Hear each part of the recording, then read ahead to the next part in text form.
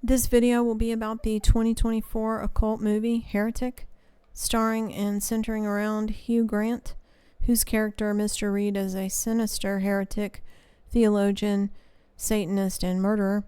In my opinion, Hugh Grant seems to enjoy portraying this character and does so very well naturally in this movie.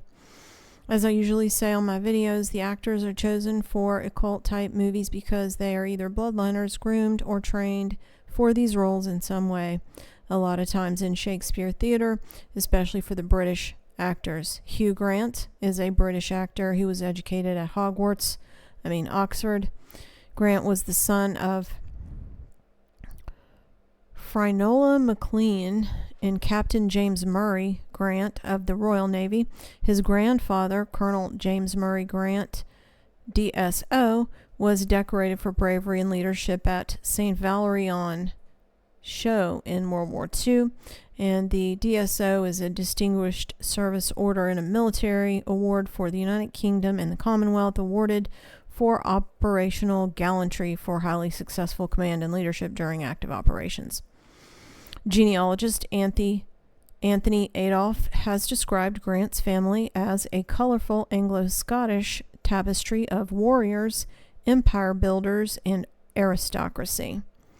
His ancestors include Sir Walter Raleigh, William Drummond, 4th Viscount of Strathallan, James Stuart, John Murray, 1st Marquis of Athelney, 1st Earl of Nottingham, Sir Evan Nepean, and sister of Prime Minister Spencer Perceval. So that's who he is, Hugh Grant.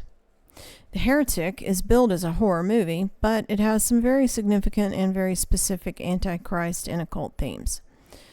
The writer-directors are the duo Scott Beck and Brian Woods, and I will play the trailer now.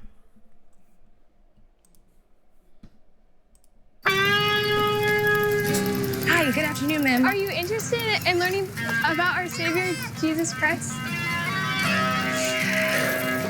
Hi. Good afternoon. Hi, my name is Sister Barnes, and oh my gosh.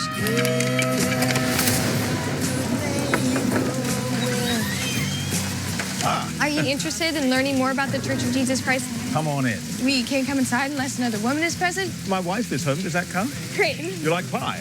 Yeah. My wife has pie in the oven. I could tell that you are a very spiritually curious person. I think it is good to be religious, to find your faith in a doctrine you actually believe. Well, our work here is done. Now, I will go and check on the pie. So sleep, silent angel.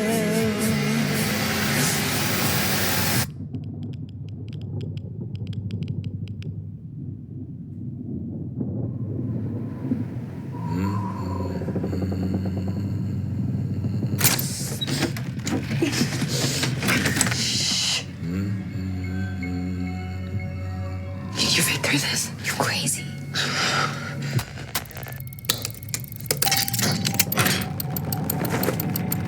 We just need to go home. I won't keep you if you wish to leave. But I want you to choose which door to go through based on your faith. What does this have to do with us leaving? Everything.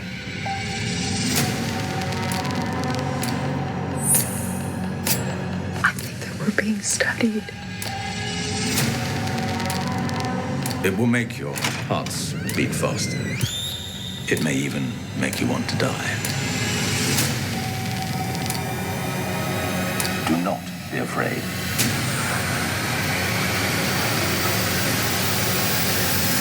You will witness a miracle.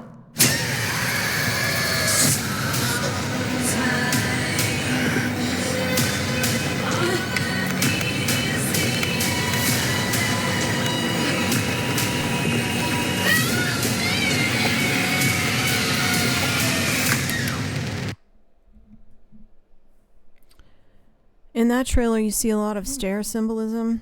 Stairs are a form of an axis mundi or gateway between heaven and earth and the underworld, used frequently in the occult, including Freemasonry on their Masonic tracing boards. He also said it's time for enlightenment in that movie. In the movie, Hugh Grant's character challenges Jesus as Messiah in a very sinister way, interrogating the two young Mormon missionaries, Sister Barnes and Paxton, who he lures into his home and holds them captive. Critics and commentators on this movie have said, quote, "The movie challenges the viewer to question the world around them. Are you the person you are because that's who you want to be, or are you this way because you've accepted certain truths about the world and allowed them to shape you to their ideals rather than your own?" End of quote. But keep that in mind as we discuss Heretic's ending. The use of Mormon missionaries to represent faith in Jesus Christ is an offense to true believers, since Mormonism is just another bull cult. See my videos about Mormonism. Mr. Reed's terrorization of the two Mormon missionaries begins with the promise of home-cooked blueberry pie, which is one of the methods he uses to lure them into his nightmare of a house. But there actually is no pie. The smell is from a candle, which is the first clue to the missionaries in the movie that they are in danger. Symbolic meanings of blueberries include hope, renewal, healing, with blueberry pie representing family heritage and the passing down of the recipe through generations. On the occult side, blueberry is a name for the berry that is derived from the bilberry of Scandinavian origin. The Danish word bolle is another word for members of the Vaccinium family, including the bilberry and the blueberry. Bilberries and blueberries are gathered in the fall and used in a festival marking the beginning of the harvest around the world, and treated as a kind of oracle. In ancient Greece, bilberries came from Hermes' son Myrtilus. Bilberries and blueberries are also used for protection in hex breaking. Kitchen witches include them in recipes for protection and the removal of malevolent enchantments. Crushing the fresh berries can yield a pigment suitable for drawing protective sigils on paper talismans, the skin, and elsewhere. That's not to say anyone who cooks with blueberries is a witch, of course. That just means that the reference in the movie is a reference to ancient witchcraft, as you will see as we review the rest of the movie. Once Mr. Reed has the missionaries captured, he begins to use logic and intellectualism to persuade the women that Jesus is a mere echo of something real that existed eons before the birth of Christ. Critics write, quote, "This section is so well done, it might have some viewers running home and checking the foundations of their own faith." End of quote. Eventually, the missionaries are forced to choose between two doors that may or may not lead to an exit from his house, and one is marked belief and the other disbelief. And these doors lead to the basement. They do not lead to outside the house. The use of green doors leading to the basement is another profound occult reference in the movie. The green door is a significant literary device in the occult and witchcraft. There is the legend of the Green Door portal on Catalina Island off the coast of California. It's a portal to the underworld, Middle Earth, and the way to Elfland or Fairyland, otherwise known as Demonland. It is used in The Hobbit as the door to Bilbo's hole. And the Green Door is featured in a short story by H.G. Wells and another short story by O. Henry titled The Green Door.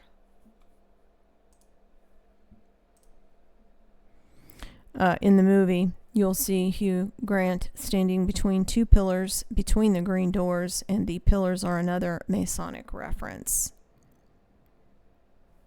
These doors lead to the basement.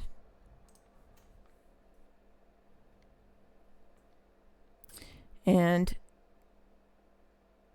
that basement isn't even the actual bottom. The actual bottom, where his altars to Satanism and witchcraft are located, and also to where women that he is keeping in cages are located. And this is a type of cult where he claims that they choose to stay, but you know that they have not chosen, because he agrees that one element of the one true religion is control, and that is Satanism. The enemy strives to keep people in bondage. But in this movie, of course, they turn everything upside down and make it seem like Jesus is the one who is controlling people. Anyway, the bottom room is accessed through the cellar door in the basement.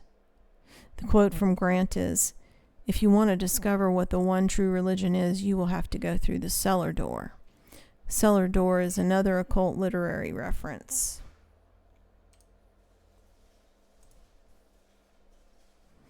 The term cellar door was attributed to J.R.R. Tolkien, but was actually referenced prior than that by Shakespearean scholar Cyrus Hopper.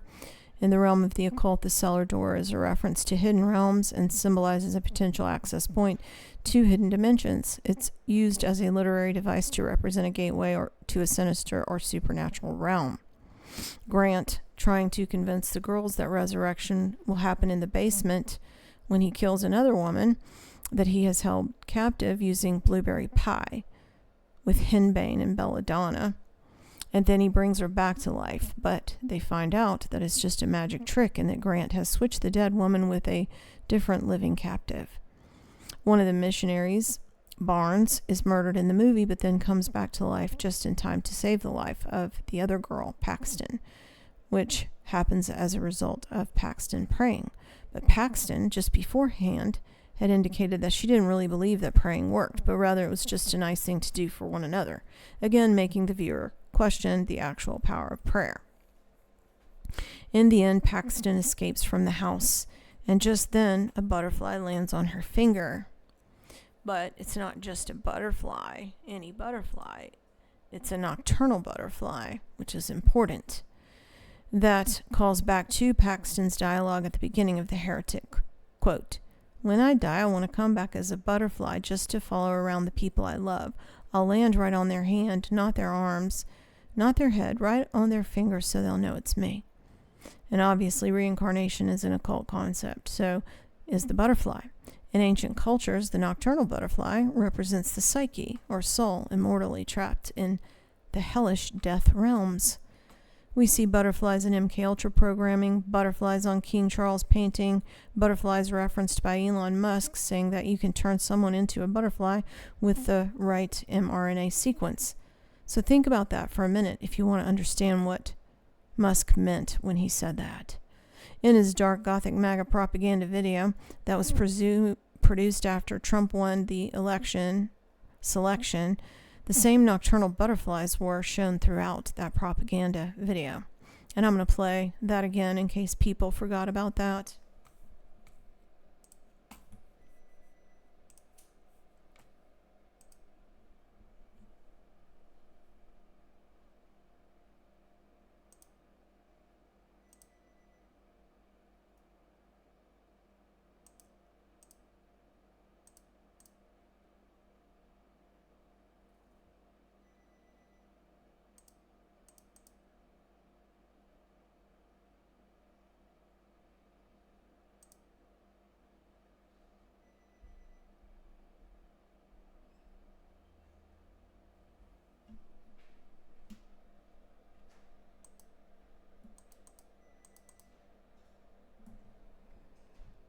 There he is on a white horse.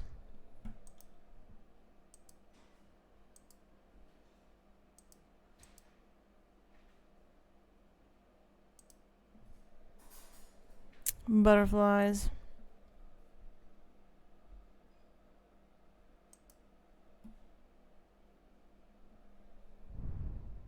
Truman Show.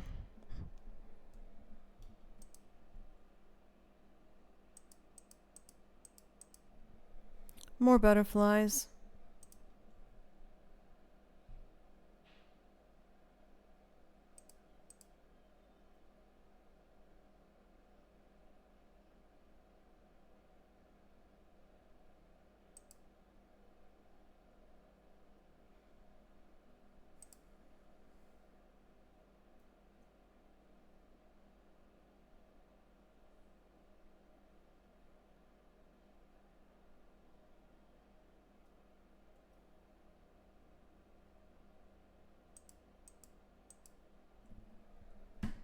Another butterfly.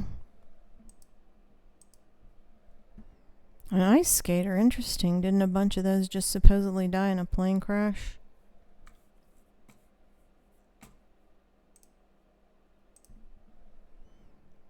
Self-explanatory.